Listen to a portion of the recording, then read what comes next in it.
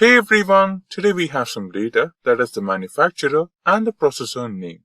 So we have Intel, Asus and AMD manufacturers and their processors on the P column. Now we will be using the filter function to organize them.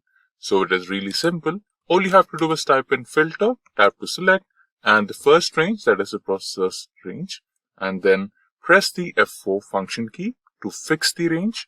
Now the manufacturers. Again, the function key F4 to fix the range. Now, equals to the Intel,